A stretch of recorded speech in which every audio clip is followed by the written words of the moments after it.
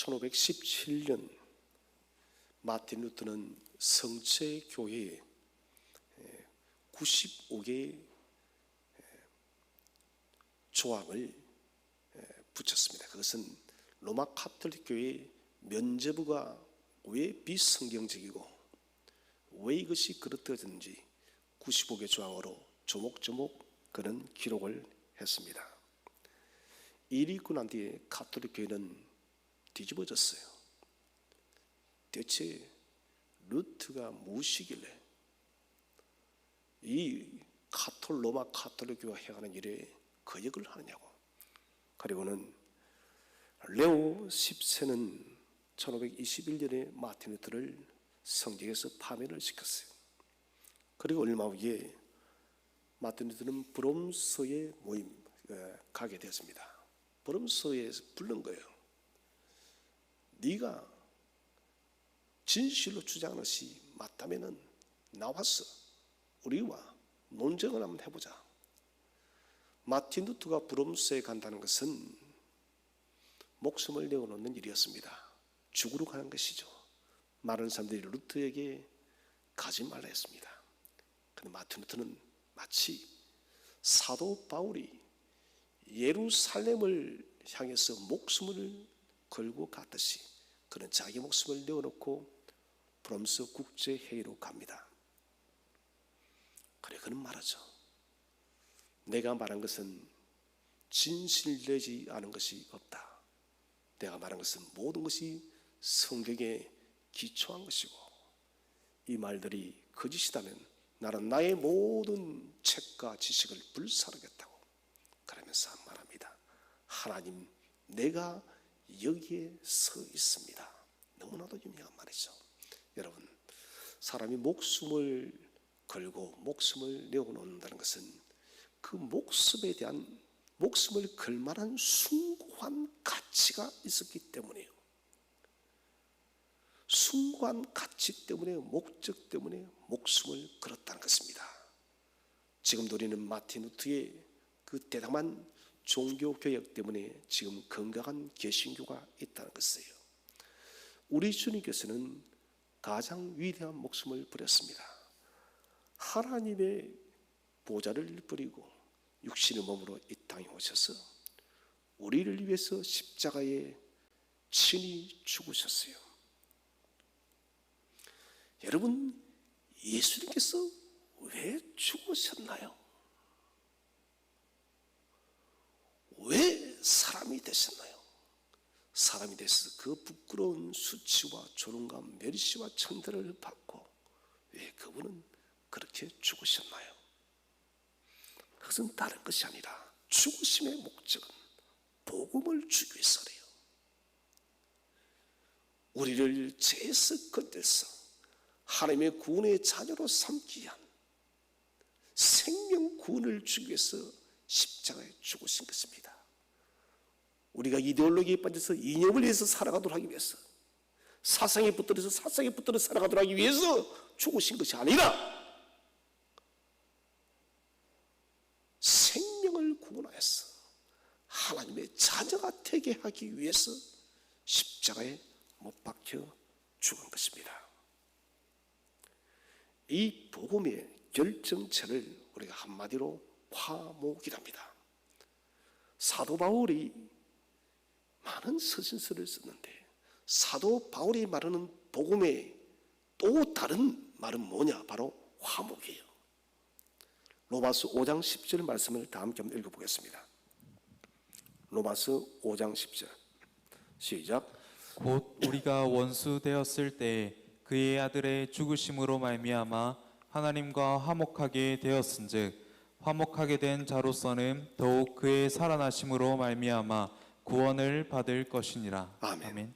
우리가 하나님과 원수가 됐을 때 그의 아들 예수의 죽음으로 말미암아서 하나님과 화목하게 되었은즉, 곧 예수 그리스도의 십자가의 복음의 결정이 뭐냐? 그 결정체가 그것은 바로 화목하게 하는 거예요.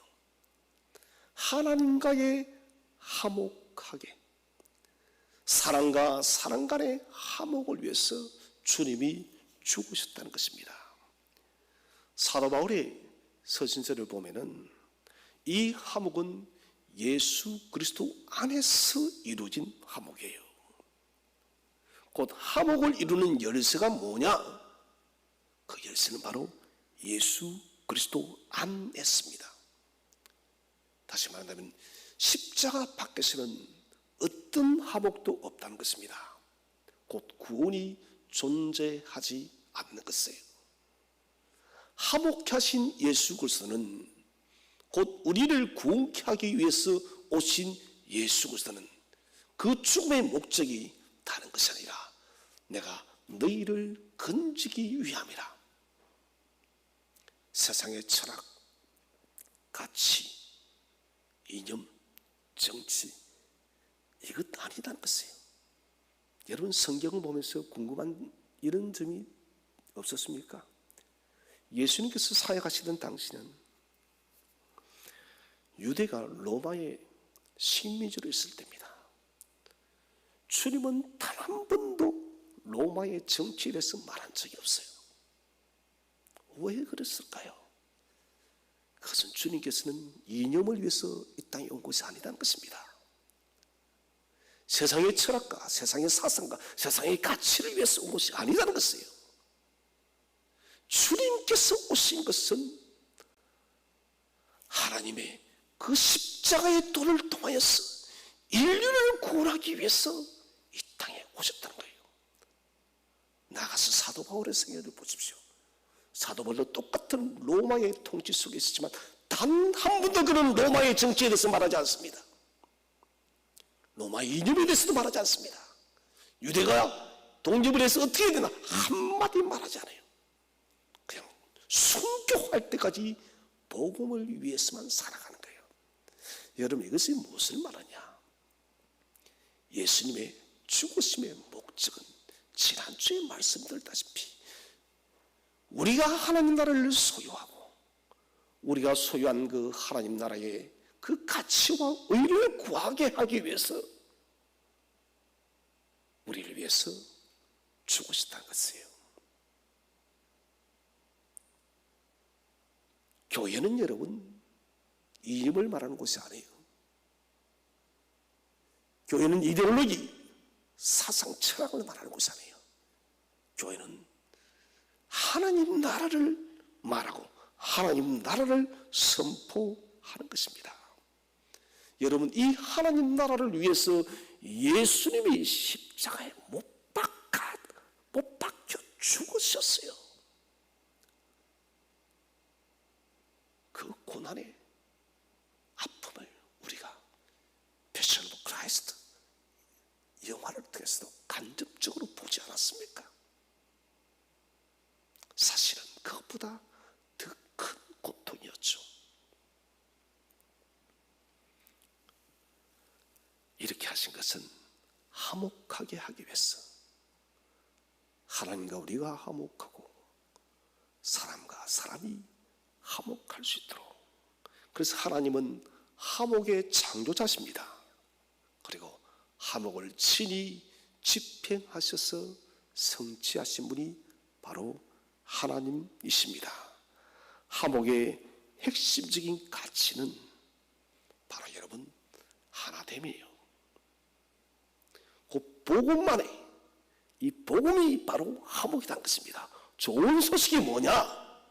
우리가 복음을 좋은 소식이랍니다. 가스펠, 유황젤리온, 복음 다 같은 말이죠. 유황젤리온, 이 복음이 뭐냐? 그게 바로 화목이다요. 이 복음을 통해서 우리가 하나님과 화목이 되어지고 사람과 사람 간에 단절되어졌던 관계가 회복되어진 것입니다. 그러면 첫 번째 우리가 생각할 것은 화목이란 무엇입니까? 화목이란 그 단어는 성경적으로 우리가 생각하면 다시 붙이는 것이에요. 분리되어져 있던 것을 다시 하나가 되게 하는 것이 성경적 화목의 정의예요. 우리 화목을 헬라어로 히브리어로 체바우 슬렘이라고. 체바우 슬렘의 그 단어의 정의가 다시 붙인다는 것입니다. 희생제물이 되어져서 누군가가 대속제물이 되어져서 우리를 다시 어떤 대상과 붙인다는 것이에요. 그 대상이 누굽니까? 바로 성부 하나님과 성부 하나님과 다시 붙인다. 우리는 죄를 통해서 죄로 인해서 하나님과 완전히 갈라져 버렸습니다. 하나님께서 예수 그리스도라는 이 제물을 통해서 우리를 다시 하나님과 연합되게 한 거예요.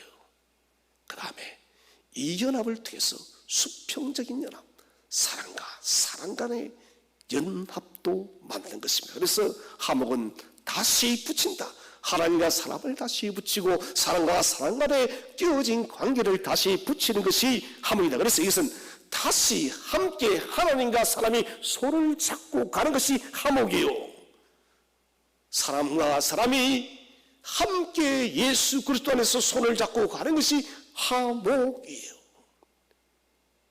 이것이 제바우슬렘 화목의 정의입니다. 두 번째는 화목의 대상은 무엇입니까? 서두에 제가 잠깐 언급했지만 그 대상의 첫 번째는 하나님과 사람이에요. 하나님과 사람의 회복, 그 피조세계, 이것이 첫 번째의 화목의 대상이라는 것입니다. 하나님께서는 예수 그리스도를 죽게 하심을 통해서 단절되었던 하나님과 사람과의 그 관계를 다시 접붙여 준 것입니다. 불완전한 접붙임이 아니라 완전히 연합되어지는, 결코 떼어놓을 수 없는 단단한 연합 속에 우리를 같이 묶어준 거예요. 예수 그리스도의 피 흘림의 제물을 통해서. 그래서 이것을 우리가 화목제물이라는 것이에요. 여러분 한번 생각해 보세요. 내가 다른 사람을 위해서 안면 생년부지도 없는 사람을 위해서 여러분 죽을 수 있나요? 없어요. 나를 원수처럼 여기고 나를 늘 공격하는 사람을 위해서 죽을 수 있나요? 그럴 수 없습니다. 자식을 위해서도 죽는 것도 쉽지 않습니다. 그런데 예수님은 당신과 원수되어진 우리들을 위해서 친히 피 흘려서 제물이 되어진 것입니다. 이것이 바로 여러분 화목의 결정체예요. 우리는 이것을 골로새 1장 19절에서 하는 말이 우주적인 화목이랍니다. 하나님과 단절되었던 모든 피조세계가 우주적으로 다시 하나님과 화목이 되어진 것이에요. 누구 때문에? 십자가의 예수 그리스도 때문에. 특별히 우주적 화목에서 제일 강조하는 것이 바로 하나님과 사람이에요. 구원을 말합니다. 피조세계도 하나님은 여러 세계도 사랑하시지만은 그 중에서 사람을 가장 사랑하신다는 것입니다. 그래서 하나님과 피조세계의 우주적 화목의 중심에는 바로 하나님과 사람이 있다는 거예요. 곧 구원의 복음의 모든 것이 사실은 집중되어 있어요. 이것은 우리가 왜 예수를 믿어야 되는지 그 목적이 잘 나타나 있습니다. 여러분, 이 예수 믿는 것이 세상 가치를 위해서 살라는 것이 아닙니다. 세상의 철학을 위해서, 세상의 정치적 이슈를 위해서 살라는 것이 아니라 예수님처럼 구원사에게 화목을 위해서 살아가라는 거예요, 여러분. 이것이 사도 바울이 말한 대로 우리의 시민권은 오직 하나님 나라에 있다라고. 바울이라고 여러분 로마의 통치가 여러분 기분이 좋았겠습니까? 어디 예수님도 마음이 편했겠습니까? 그러나 그것이 주님의 오신 복음의 목적이 아니기 때문에, 복음의 목적이 아니기 때문에 주님은 언급하지 않은 거예요. 단 한 번도. 단 한 번도. 두 번째 화목의 대상은 사람과 인간 사이의 회복이에요. 사람과 사람의 회복. 에베소서 2장 16절. 사람의 범죄를 통해서 당장 아담과 하와가 관계가 파괴가 되어집니다. 하나님께서 묻죠. 아담아, 너가 왜 그렇게 했느냐? 당신께서 짝지어준 저 여자로 인해서. 책임을 누구에게 전가시키고 있습니까? 하와에게 전가를 시키고 있어요. 자신 때문이 아니라 저 여자 때문에 내가 범죄했다는 것입니다. 곧 이것은 인간의 관계가 완전히 파괴되어진 것이죠. 그 파괴의 질증이 바로 가인이 아벨을 살해한 것이에요. 인간관계의 파괴의 결정적 절정의 모습이 바로 가인의 살인이라는 것입니다. 우리의 인간관계를 한번 가만히 살펴보십시오. 사람은 참 죄송하게도 저도 마찬가지지만 참 자기중심적이에요. 자기가 생각하는 것이 다운타는 것이에요. 여러분 죄송합니다만 제일 무식한 사람이에요. 세상에서 가장 무서운 사람이 한 권의 책만을 읽은 사람이에요.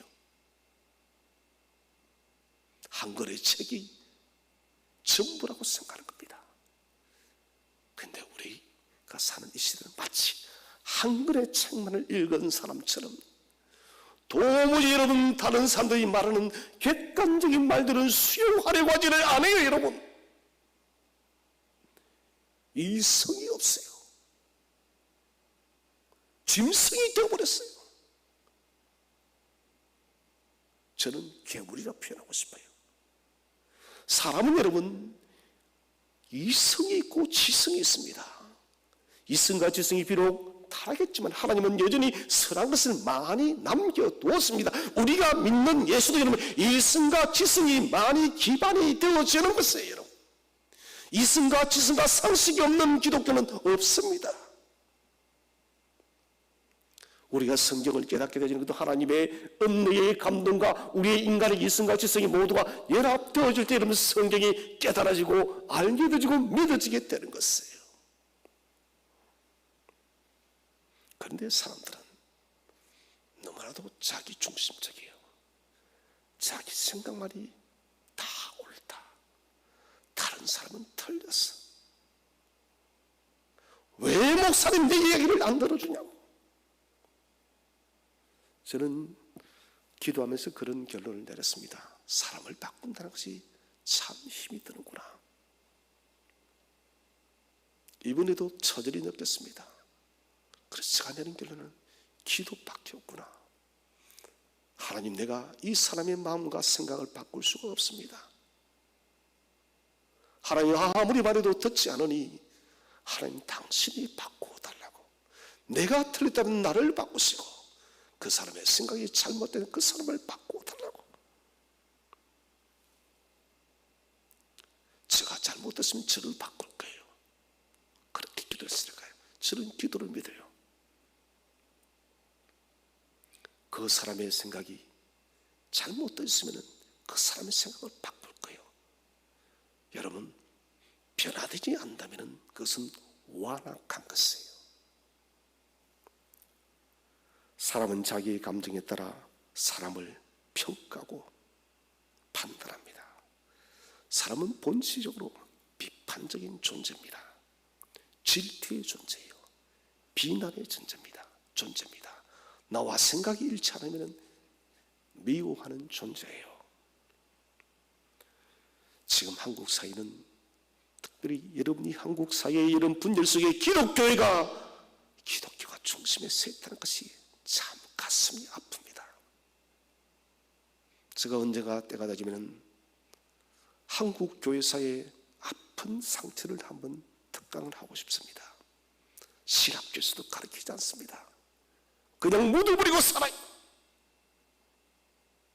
한국교회가 왜 이렇게 광적으로 되어져 가는지 여러분, 그것은 사실은 여러분 해방 전후부터 출발되어지는 거예요.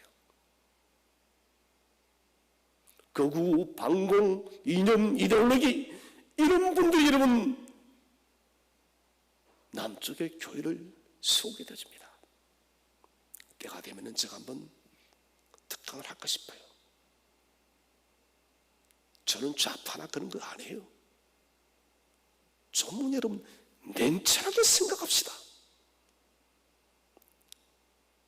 성경을 가지고 바른 신앙이 필요한 거예요. 바른 신학과 바른 신앙을 잃어버리면 우리는 우매화가 되어지고 광신도가 되어지는 거예요. 비이성적 존재가 되어지는 것입니다. 지금 대한민국을 누가 여러분 분리시키고 있나요? 죄송합니다만 교회예요. 오늘 이런 온라인 예배를 왜 드리고 있나요? 제가 팩트를 말하죠. 죄송합니다만은 광화문 집회예요. 그 집회를 전후로 여러분 코로나가 쏟아지고 있습니다. 저 통계로 보니까 신천지 일주일보다 지금 광화문 집회 후유증이 더 많습니다. 이런 수도 훨씬 많고요. 결국 우리에게 찾아온 것이 뭔가요? 지금 이런 온라인 예배요.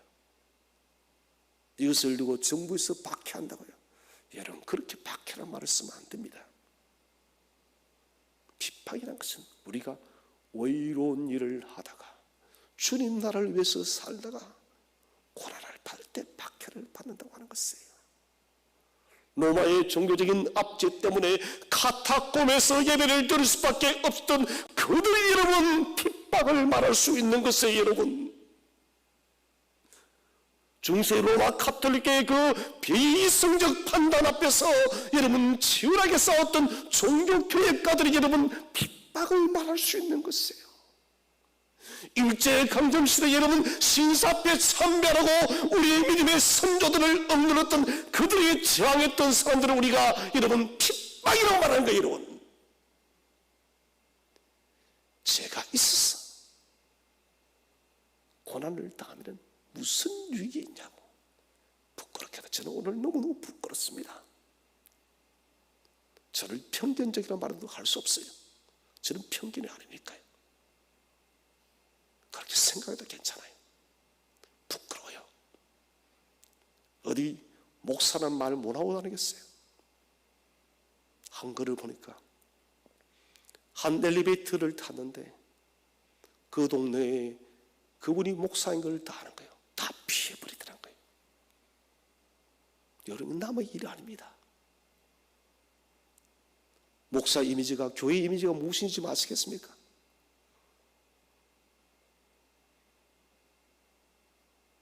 이게 지금 복음을 해서 무슨 도움이 되나요? 우리의 잘못 때문에 지금 우리는 예배의 현장도 잃어버렸어요. 그리고 핍박한답니다. 여러분 제발 어불성설 말하지 마세요.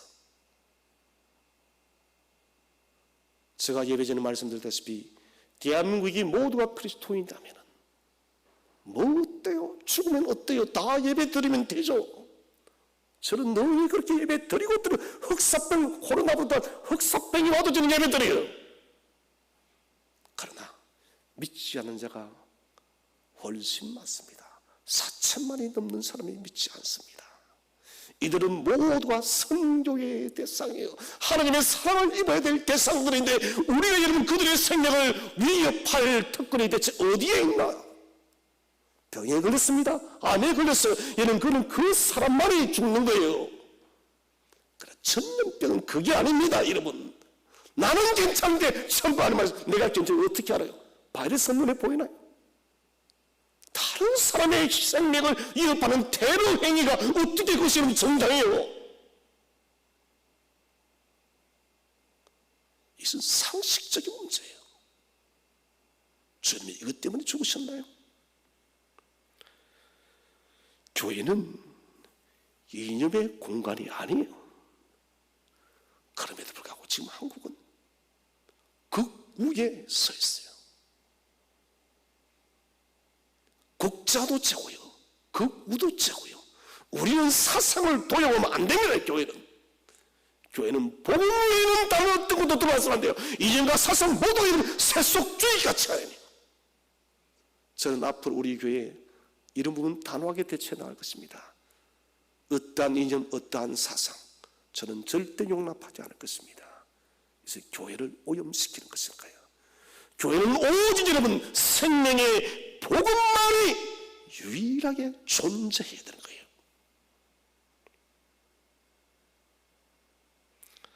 우리는 갈등을 해결하기 위해서 이런저런 방법을 많이 사용해 봅니다.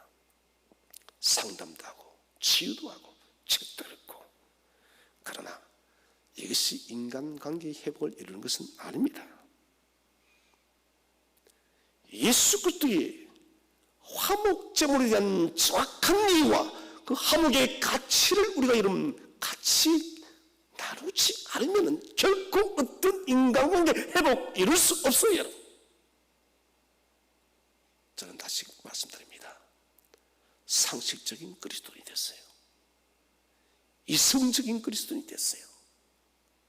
불신자도 저분은 예수 믿는 사람이구나. 여러분 아브라함이 죽을 때를 기억났습니까?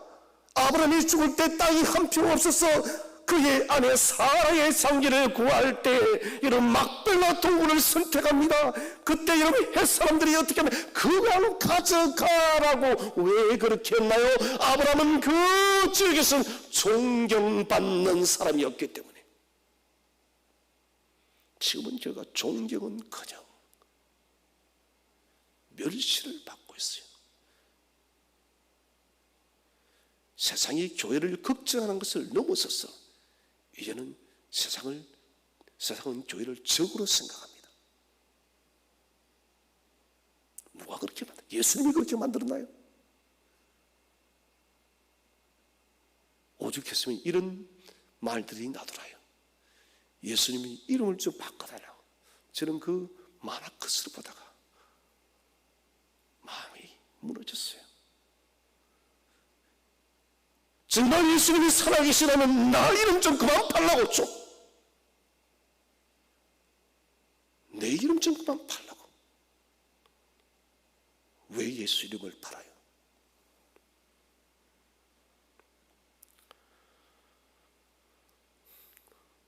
우리가 세 번째로 생각해야 될 것은 화목을 이루기 위해서 하나님은 무슨 일을 하셨는가? 화목의 재물을 위해서 화목에 무엇을 사용할 것인가? 내용물이 있어야 됩니다. 그 내용물은 바로 독생하신 하나님의 외아들 예수 그리스도입니다. 화목제사라는 것은 레위기에서 나오는데 친교를 하기 위해서 드려진 제사입니다. 하나님과 인간의 친교, 깨어진 관계를 다시 회복하고 이어주기 위해서 제사를 드렸다는 것입니다. 이를 화목제사라고 칭하는 것입니다. 자, 여기에서 우리가 생각해야 될 것은 사람 스스로는 왜 하나님과 화목의 회복을 만들 수가 없습니까? 왜 우리는 하나님과 스스로 화목을 만들 수 없나요? 그것은 죄라는 것 때문에 그래요. 예를 들어 죄의 색깔이 여러분 검정이라 칩시다. 사람은 계속해서 검정물이 나오는 거예요. 세상에 여러분 아무리 많은 것을 쏟아놓아도 여전히 그것은 검정물인 것이에요. 그것이 우리가 하나님과 화목할 수 없는 인간의 절대적 한계라는 것입니다. 사람은 하나님과의 화목을 스스로 해결할 수가 없어요. 사람이 무엇으로 노력해도 죄라는 문제는 인간 능력에 밖이라는 것입니다. 무한하신 하나님께 지은 죄이기 때문에 무한하신 하나님 앞에 지은 죄이기 때문에 우리는 이 죄를 유한하고 제한되어지고 잠깐의 바람이도 죽을 수밖에 꺼질 수밖에 없는 우리들이 무한하신 하나님 앞에 지은 죄를 해결할 수가 없다는 것입니다. 마치 1조회를 빚진 사람이 단돈만으로 빚 갚겠다는 건 똑같은 것이에요. 여러분, 1주와 만원이 어떻게 여러분 대조가 되었습니까? 비교가 되었습니까? 만원을 어떻게 1조를 여러분 같이 동일화시킬 수 있는 이 불가능한 것이에요.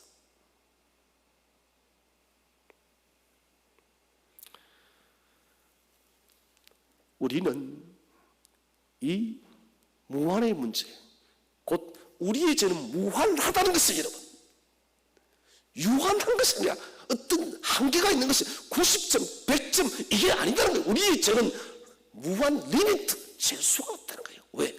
무한한 하나님 앞에 우리가 죄를 지었기 때문에.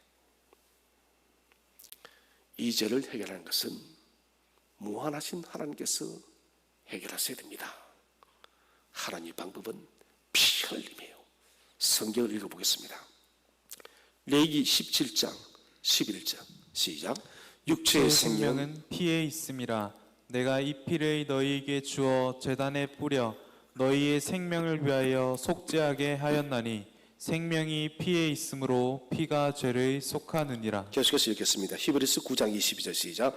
율법을 따라 거의 모든 물건이 피로써 정결하게 되나니 피 흘림이 없은즉 사함이 없느니라. 아멘. 레위기 17장 11절에서 생명이 피에 있으므로 피가 죄를 속하느니라. 우리의 생명이 무엇이 있다고요? 피가 생명이라는 것은. 그래서 예수의 피만이 저와 여러분의 죄를 속할 줄로 믿으시기를 바랍니다. 피 흘림이 없음즉 사함이 없다고 뭡니까? 우리의 인간의 죄가 얼마나 심각한지, 곧 피 흘림은 죽음이라는 거예요. 우리 인간의 여러분 죄사함을 받는 것은 죽는 것밖에 없어요. 사망이에요. 그것이 하나님의 공의를 만족시키는 것이니까. 하나님은 우리를 죽이지 아니하시고 누구를 죽이나요? 당신의 외아들을 죽였다는 겁니다. 내가 죽어야 될 자리에, 우리가 죽어야 될 자리에 하나님은 당신의 외아들을 죽기까지 복종시킨 것이에요. 그래서 성경의 핵심은 십자가의 피입니다. 피로 인해서 모든 것이 해결이 되어집니다. 거룩하신 하나님과 다시 하나가 되는 것은 피의 대가가 지불됐다는 것입니다. 여러분, 이 피의 대가를 제발 여러분 싸구려로 만들지 마세요. 여러분, 귀한 보석이 있어도 그 보석의 가치를 모르는 것은, 우리는 지금 한국교회는 이 위대한 복음의 피의 가치를 싸구려 이념과 싸구려의 가치와 싸구려의 정치에 우리는 팔아넘기고 있어요. 여러분, 대체 우리가 여러분 이러고도 천국 가겠습니까?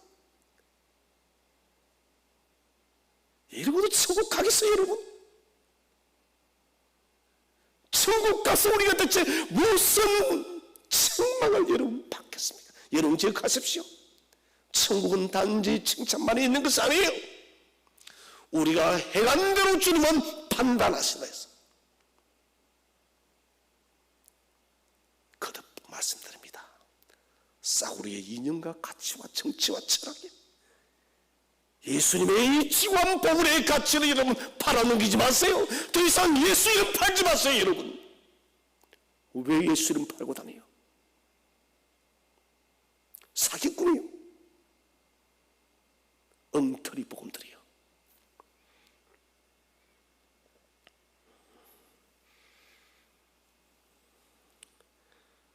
우리의 죄는 사람이 감당할 수가 없었어요.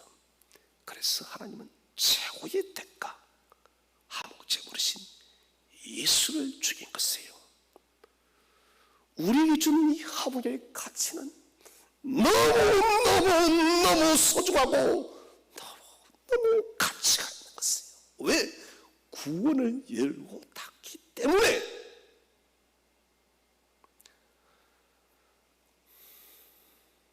네 번째로 우리가 생각할 것은 하목제물 대신 예수 그리스도의 죽음을 통해 우리에게 찾아온 변화는 무엇입니까? 요한일서 4장 9절 말씀을 다 함께 읽겠습니다. 시작. 하나님의 사랑이 우리에게 이렇게 나타난 바 되었으니 하나님이 자기의 독생자를 세상에 보내심은 그로 말미암아 우리를 살리려 하심이라. 하나님의 사랑이 하목제물이에요. 제물을 보낸 거예요. 예수 그리스도의 십자가를 통해서 구체적으로 당신은 예수님을 화목 제물로 삼았습니다. 그 결과 우리에게 어떤 변화가 찾아왔나요? 변화는 우리를 살리려 하심이라. 그로 말미암아 우리를 살리려 하심이라. 구원의 회복을 주시겠다는 것이에요. 여러분, 세상에는 구원보다 더 가치 있는 것은 어디에도 존재하지 않습니다. 사람이 영혼의 구원을 받지 못한다면 인생만큼 불쌍한 존재가 없어요. 첫째는 구원의 회복이에요. 두 번째는 성도와 이웃과의 회복, 사람과 사람의 회복, 수직의 회복, 하나님과 인간의 수직적 관계, 사람과 사람의 수평적 관계의 회복을 주었다는 것입니다. 회복의 위대한 역사는 신분의 변화를 주었습니다. 우리가 마귀의 종에서 살다가 하나님의 거룩한 자녀가 되어졌습니다. 사도 바울은 우리가 돌감람나무인데 참감람나무로 접붙임을 받았다는 것이에요.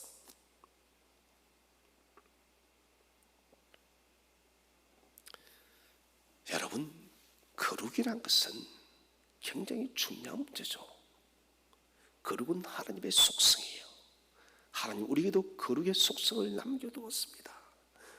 우리가 하나님과 화목되어짐을 통해서는 이젠 우리도 하나님의 거룩하심처럼 우리도 살아야 된다는 것이에요. 여러분, 하나님의 거룩하심처럼 산다는 것이 무엇인가? 이것은 그리스도께서 끌어가신 십자가의 길만을 바라보며 살아가는 것이에요. 여러분, 왜 자꾸 다른 길을 바라봐요? 왜 자꾸 곁길로 가려고 그렇게 애를 씁니까?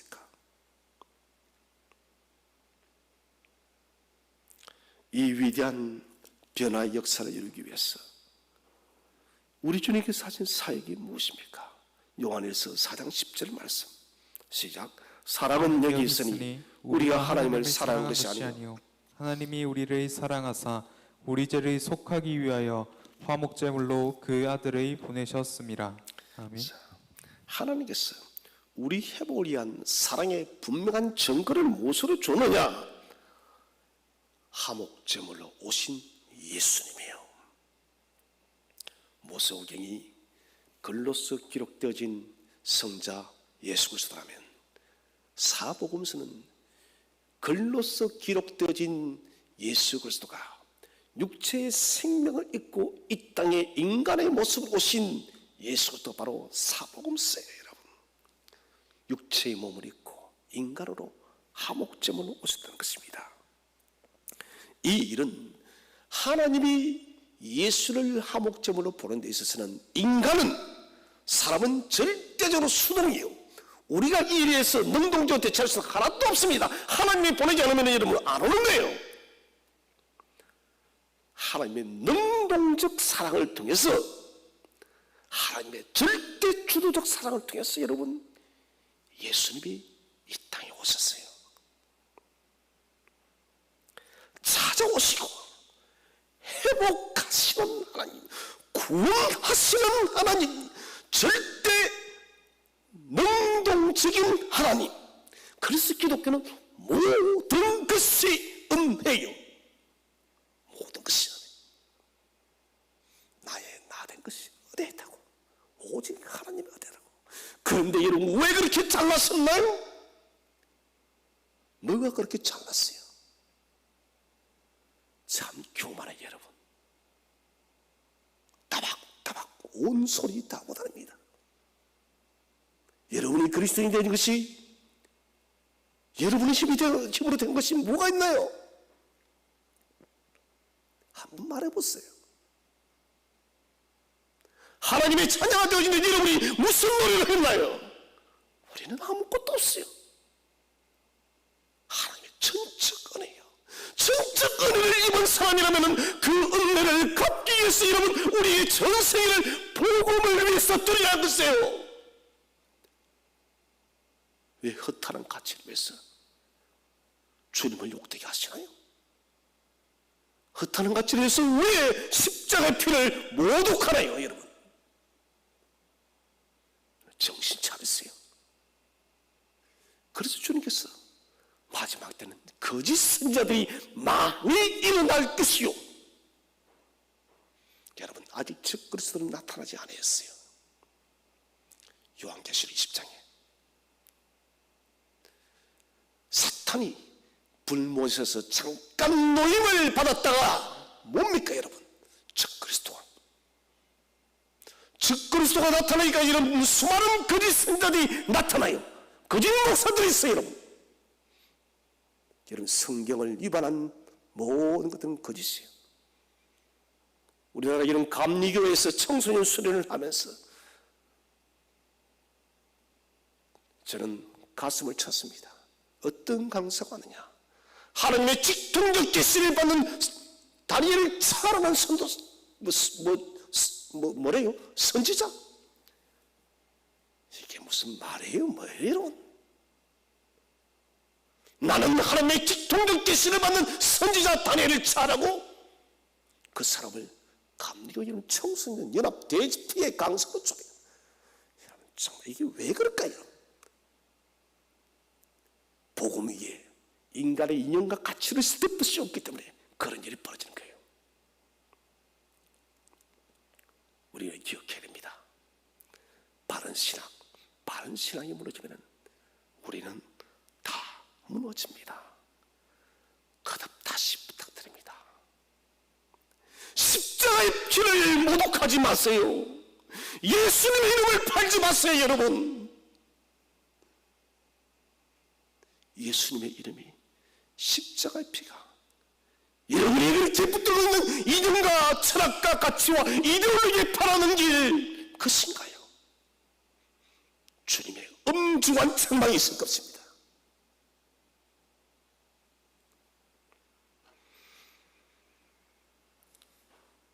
우리가 하나님 사랑한 건 아닙니다. 하나님이 우리를 사랑하신 것이에요. 이 사랑의 증거물로 예수님을 죽게 하신 것입니다. 이 위대한 죽음을 통해 하나님과 사람이 화목되어지고 사람과 사람이 화목이 되어진 것입니다. 최고의 절대적 가치로 주어진 이 화목을 깰 수 있는 자유는 아무에게도 없습니다.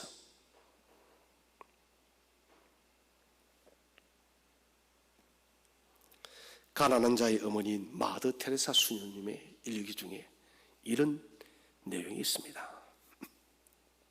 테레사 수녀님이 인도 캘커타의 길을 걷다가 시궁창에서 죽어가는 사람을 발견했습니다. 그리고는 그를 안고 기도를 하고 눈물을 쏟았습니다.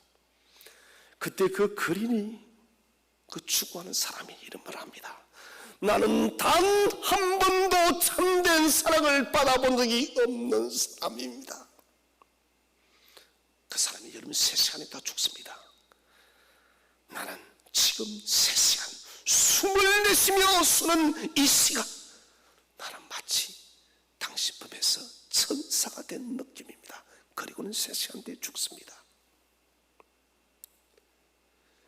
여러분, 이 사건이 계기화되어져서 죽어가는 자를 위한 집이 건립이 되어집니다. 이 죽어가는 자를 위한 집은 죽어가는 사람만 수용하는 곳이에요. 이곳에서 예수의 복음을 배우고 그 복음 때문에 천국 소망을 가지도록 만들게 하는 거예요. 이곳에서 일하는 대표자가 이런 말을 합니다. 세상에는 빵 한 조각 때문에 죽는 사람도 많지만 작은 사랑을 받지 못해서 죽어가는 사람이 훨씬 더 많습니다. 여러분, 우리가 대체 무슨 권리로 십자가의 사랑을 왜곡시켜요, 여러분? 여러분, 그런 자격이 있나요? 대체 무슨 자격으로 우리가 십자가의 사랑을 바라는 게요, 여러분? 모든 사람들은 대한민국과 이 원민이는 75의 인구는 모두가 복음의 진리이신 화목제물이신 복음의 참된 진리대로, 진리의 가치대로 그 사랑을 오염없이 그대로 할 자격이 있는 거예요. 십자가의 사랑 왜곡시키지 마세요. 다섯 번째로, 그러면은 우리의 사명은 무엇입니까? 11절 말씀을 다 함께 읽겠습니다. 시작. 사랑하는 자들아, 하나님이 이같이 우리를 사랑하셨은즉 우리도 서로 사랑하는 것이 마땅하도다. 아멘. 최고의 희생으로 우리에게 주어진 사랑입니다. 하목제물의 사랑, 이 사랑은 선택적 사랑이 아닙니다. 하나님이 이같이 우리를 사랑하셨은즉 우리도 사랑하는 것이 마땅하다. 이것은 여러분 선택적인 것이 아니라는 것이에요. 자원적이고 사명적이고 마땅히 사랑해야 된다는 거예요. 형제사랑, 사람을 사랑하는 것은 선택적인 것이 아니라는 것입니다. 이 인류를 사랑하는 것은, 대한민국 이런 5천만의 생명을 사랑하는 것은 그리스도의 마땅한 사명이라는 것이에요, 여러분. 근데 왜 마음대로 해요?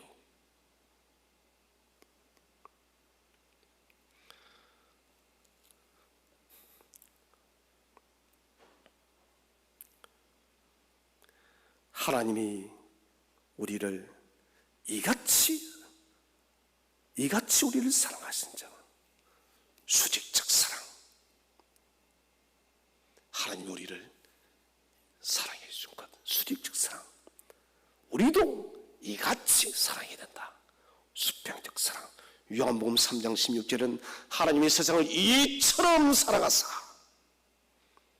온 우주에 대한 하나님의 사랑이 녹아 있습니다. 오늘 요한일서 4장 11절은 이같이 하나님이 우리를 사랑하셨죠. 이처럼과 이같이는 목숨을 버린 사랑을 말합니다. 목숨을 버리면서까지 나타낸 사랑이라는 것이에요. 이처럼 이같이는 하나님이 예끌는 사랑의 마음이 다 담겨 있어요. 그 결정과 십자가의 사랑이에요. 왜 십자가의 사랑을 자꾸 변질시켜요, 여러분? 왜 교회를 부끄럽게 하나요, 여러분?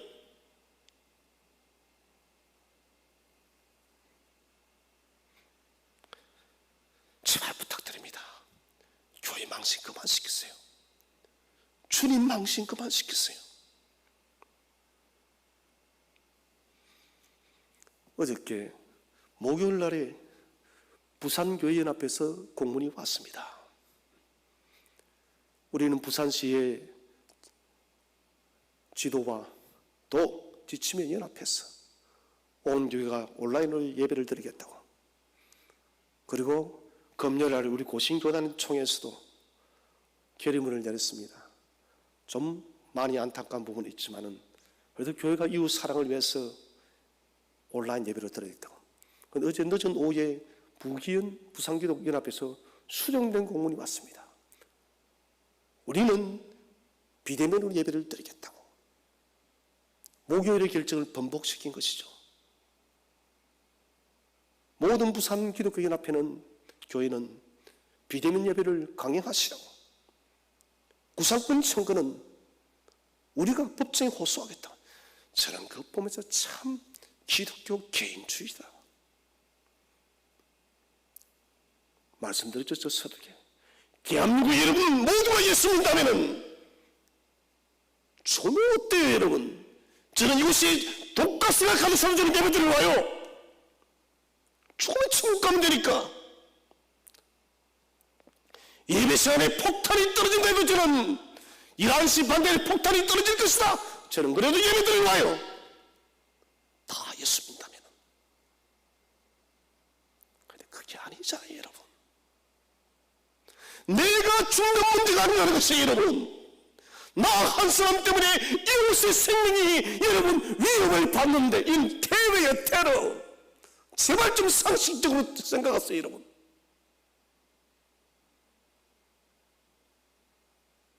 교회는 여러분 아브라함처럼, 아브라함은 교회입니다. 구약의 교회예요.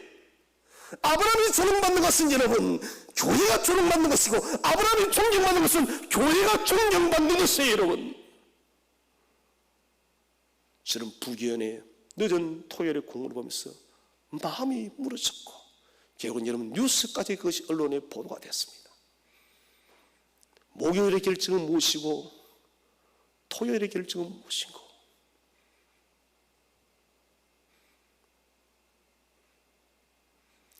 여러분 비상한 시대는 예배를 드리지 못한 때가 많이 있었습니다. 로마의 비방에 취해서는 가정에서 예배를 드리기도 했고, 카타콤 때는 여러분 교회가 어디 있습니까? 성도들이 그냥 모여서 예배를 드리고, 제가 중국의 비전 트립에 갔을 때 거기는 여러분 교회를 갈 수가 없어요. 여러분 그냥 여러분 믿는 사람 몇 명이 모여서 예배를 드리는데 여러분 그곳에 하나님이 없습니까? 여러분 하나님께서요, 우리의 이 사정을 하나님은 누구보다 더 잘 아시는 거예요. 이런 시국적 상황 속에서 교회야, 너의 온라인 예배를 내가 다 알고 있다라고. 예배는 여러분 하나님을 영화롭게 하는 것입니다.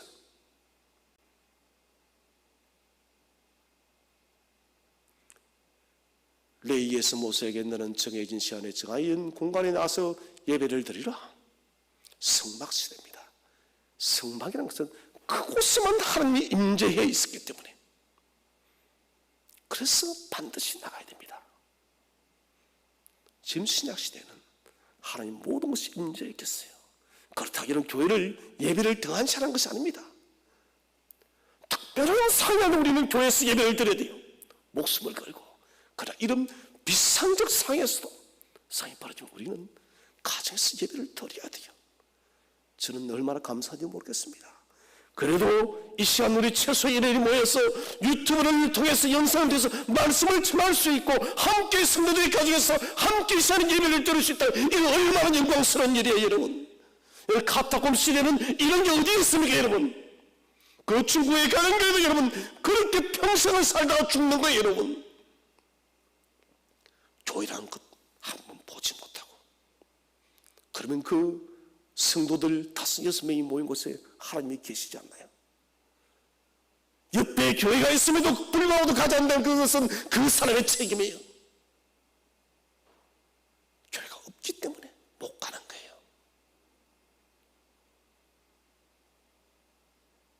제발 여러분 예배에 대한 바른 이해도 가지시고, 제발 정신을 차리세요. 이처럼 사랑하사 이같이 우리를 사랑하셨자 하나님의 예끌는 마음, 무한한 사랑이에요. 최고의 사랑이에요.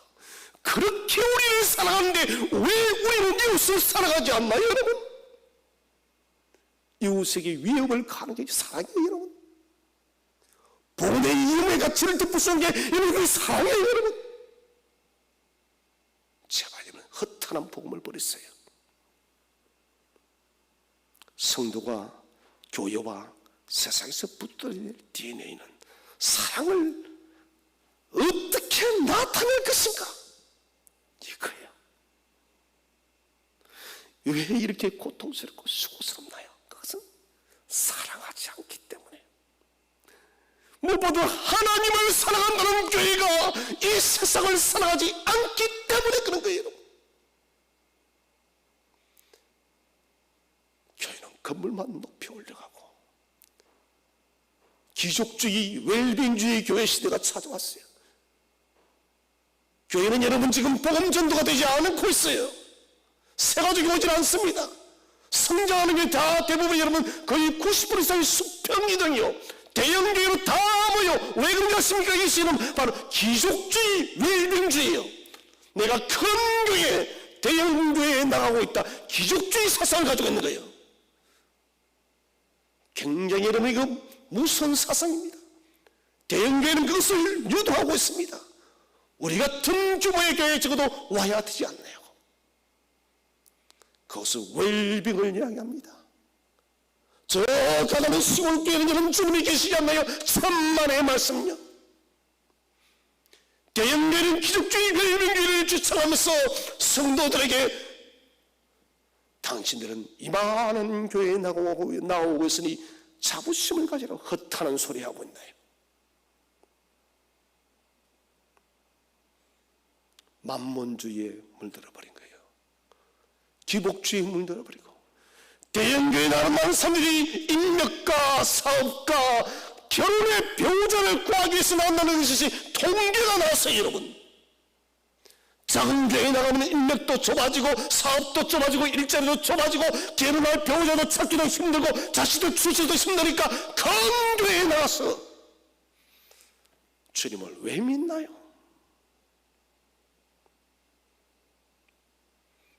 그것을 이용하는 대형교회 목사님들은 회개해야 돼요. 부끄러운 일입니다. 사랑은 추상적인 것이 아닙니다. 사랑은 구체적이에요. 사랑은 주님처럼 목숨을 이웃을 위해서 내어놓는 것이 사랑입니다. 우리가 성도와 이웃에 대해서 주님의 화목제물의 사랑을 실천하지 않으면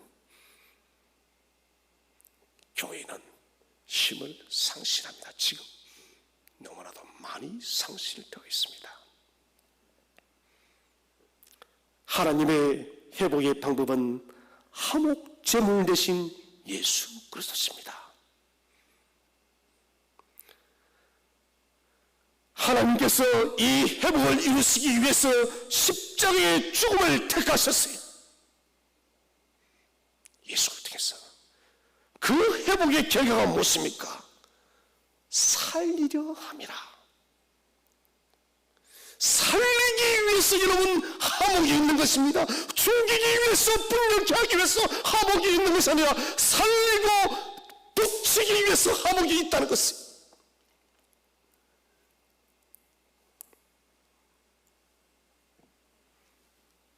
이제 말씀을 마치랍니다. 플로이드 맥클랑 목사님이 제자도의 본질이라는 책에 보면은 제자도를 세 가지로 말합니다. 첫째는 예수님을 사랑하는 것. 이것은 바로 예배예요. 두 번째는 예수님을 사랑하는 성도들을 사랑하는 것. 성도의 교제를 말합니다.